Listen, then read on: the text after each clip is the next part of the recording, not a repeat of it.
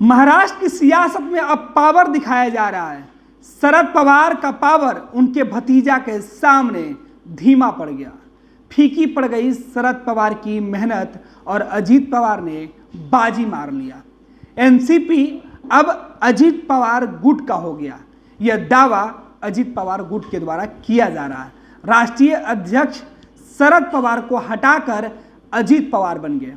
महाराष्ट्र की सियासत में सत्ता में शामिल होते ही सबसे ज्यादा ताकतवर हुए तो अजीत पवार हुए। अपने चाचा को पार्टी से निकाल फेंका, विधायकों को तोड़ा, परिवार में टूट हुई। बीजेपी और शिवसेना के साथ सरकार बनाकर अजीत पवार ने यह प्रूफ कर दिया कि अब एनसीपी उनकी है।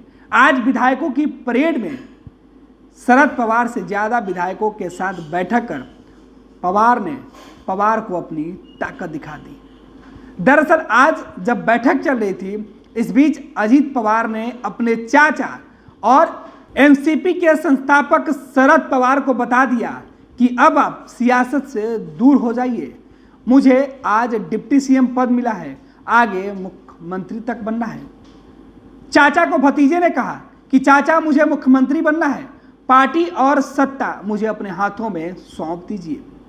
अजीत पवार ने यह भी आरोप लगाया कि मैं शरद पवार के इस्तीफे के बाद खुश था कि उनकी बेटी को अध्यक्ष बनाया जाएगा, लेकिन चाचा ने यू टर्न मारा तब तो किसी ने नहीं कहा। लेकिन अब हमने महाराष्ट्र के विकास के लिए सरकार में शामिल होने का फैसला किया तो सबको दिक्कत हो रही है।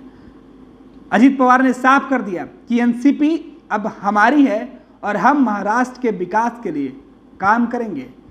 शरद पवार जी ने आज तक जो कुछ मुझे सिखाया है उसके बदौलत महाराष्ट्र के लोगों के बीच पहुंचूंगा। अगर शरद पवार रैली करेंगे तो मैं भी लोगों के बीच पहुंचकर रैली करूंगा। अजीत पवार ने अपने चाचा को नसीहत भी दे दी। कहा कि अब आपकी उम्र सियासत में एक्टिव रहने की नहीं, सियासत से रिटायरमेंट का है। आपकी उम्र 82 साल की हो गई है और अब सियासत नौजवानों को करने की जरूरत है, इसलिए आप पार्टी की बागडोर मुझे सौंप दीजिए। अजीत पवार ने और भी खुलासा किया। अजीत पवार ने कहा कि 2017 में भी हमारे बंगले पर मीटिंग हुई थी। पार्टी के वरिष्ठ नेता छगन भुजबल, जयंत पाटिल के आदेश पर मैं और कई अन्य लोग वहां गए थे। वहां भाजपा के कई नेता मौजूद थे। हमारे बीच कैबिनेट पोर्टफोलियो आवंटन और मंत्रियों के पद पर भी चर्चा हुई, लेकिन बाद में हमारी पार्टी ने कदम पीछे खींच लिया। पवार ने कहा कि तब शरद पवार साहब का कहना था कि शिवसेना सांप्रदायिक पार्टी है, इसलिए उसके रहते गठबंधन नहीं कर सकते।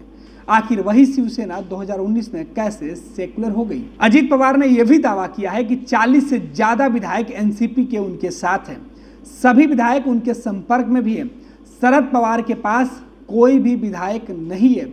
आज मात्र बैठक में 14 से ज्यादा विधायक शरद पवार के पास नहीं पहुंचे थे।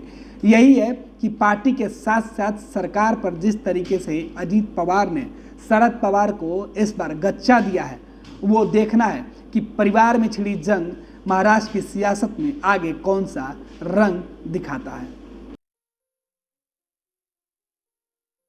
ये लो, मुंह मीठा करो। आज मैंने अपना जॉब छोड़ दिया, अब हम पूर्णिया वापस जाएंगे। जॉब छोड़ दिया है? मतलब ये घर कैसे चलेगा? हम करेंगे क्या? और माँ बाबूजी क्या बोलेंगे? इसलिए मैं एक और मिठाई का डब्बा लाया। अपने बिजनेस के लिए लोन अप्रूव हो गया। अरे लोन अप्रूव हो गया वो तो ठीक है, लेकिन पूर्णिया में हम रहेंगे कहाँ? अपना घर भी तो नहीं है वहां। इसलिए तो एक और मिठाई का डब्बा अलग से लाया हूं। हमने पूर्णिया में घर ले लिया है, पूर्णिया के ई होम्स पैनोरमा में। पूर्णिया में पैनोरमा ग्रुप लेकर आए हैं ई होम्स पैनोरमा। बड़ा घर, आलीशान जिंदगी और अत्याधुनिक सुविधाओं के संग। अरे अरे, अब क्यों मुंह मीठा करवा रही हो? क्योंकि हम घर वापसी जो कर रहे हैं। घर वापसी की खुशी पूर्णिया में ई होम्स पैनोरमा के संग। E homes panorama, luxurious lifestyle redefined.